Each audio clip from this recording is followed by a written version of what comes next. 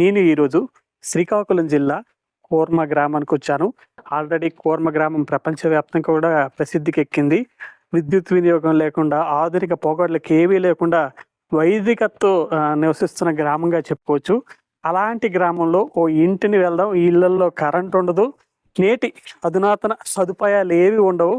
అలాంటి సదుపాయాలు లేకుండా కోర్మ గ్రామంలో ఇల్లు ఎలా ఉంటాయి అది కూడా తెలుసుకునే ప్రయత్నం చేద్దాం.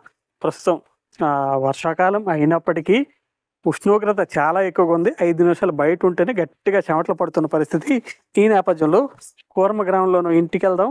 ఎలా ఉంటుంది ఇక్కడ సిచ్యువేషన్ ఏంటి, కన్స్ట్రక్షన్ ఏంటి, ఇంట్లో డిజైన్ ఏ విధంగా ఉంటుంది, వీళ్ళు వాడే ఫర్నిచర్ అంతా ఏ విధంగా ఉంటుందో తెలుసుకునే ప్రయత్నం చేద్దాం. ఈరోజు ఒక ఇంటిని నాక్ చేద్దాం. చరణ్ దాస్ గారు ఉంటారు ఇంట్లో. చరణ్ దాస్ గారు నమస్కారం, బాగున్నారా? సడన్ గా హరే కృష్ణ, సడన్ గా మీ ఇంటికి వచ్చాం. ఈరోజు ఈ కోర్మ గ్రామంలో ఇల్లు ఎలా ఉంటాయి తెలుసుకోవాలని ఉంది మాకు. రావచ్చా మీ ఇంట్లో? ప్లీజ్ అండి, రండి.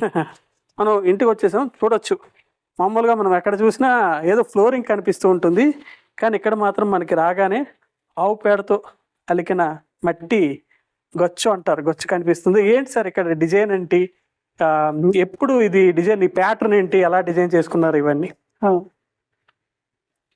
దీని అంటే పూర్వం మనం మండు వాళ్ళు ఉండేవి, అంటే పూర్వం ఉమ్మడి కుటుంబాలు ఉండేవి అనమాట. ఉమ్మడి కుటుంబం ఇప్పుడంటే అందరూ జస్ట్ ఇద్దరిద్దరే ఉంటున్నారు. ఆ ఇద్దరిలో కూడా ఎక్కడెక్కడ ఉద్యోగాలు చేస్తున్నారు, కానీ పూర్వం అందరు కలిసి ఉండేవాళ్ళు. సో అప్పుడు 4 వైపులో కూడా రూమ్స్ ఉండి ఇల్లు ఉండేది. ఇంటి మధ్యలో అన్ని పనులు చేసుకునేవారు. ఇంటి వెనకాల ఆవులు ఉండేవి. పెద్ద ఇల్లు విశాలంగా ఉండేది అనమాట. ఇప్పుడు చిన్న అపార్ట్మెంట్స్ లో అది కూడా 1 బెడ్రూమ్ లో ఉంటున్నారు. సో ఇక్కడ అదే విధంగా ఇల్లు కట్టడం జరిగిందండి. ఇది మీరు చూడొచ్చు, మొత్తం 3 వైపులా కూడా మీకు అన్ని రూమ్స్ ఉంటాయి. రూమ్స్ గురించి మాట్లాడుకుందాం. మొదట బేస్మెంట్ గురించి మాట్లాడదాం. బేస్మెంట్ ఎంత ఇప్పుడు ఎంత వచ్చినా ప్రకృతి విపత్తులు నిమిషంలో ఇల్లు అన్నిటిని స్మాష్ చేసేస్తున్నాయి. మీకు కూడా భవిష్యత్తులో చాలా విపత్తులు కొన్ని అవకాశం నేచురల్, అది వాటిని తట్టుకునే విధంగా మీరు ఎలా బిల్డ్ చేసుకున్నారు?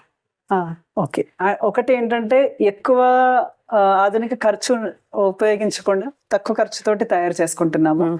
కింద మనం ఫ్లోరింగ్ మట్టి తోటి పేడ మట్టి కలిపి అలికే ఫ్లోరింగ్ ఉంటుంది అనమాట. పునాదులు సార్ ముందుగా పునాదులు వచ్చేసి మనము ఏదైతే రాళ్ళు ఉంటాయి కదా, ఈ కొండలో రాళ్ళు ఉంటాయి, ఆ రాళ్ళు మట్టితోటి కట్టి డంక సున్నం అని మీరు విన్నారా?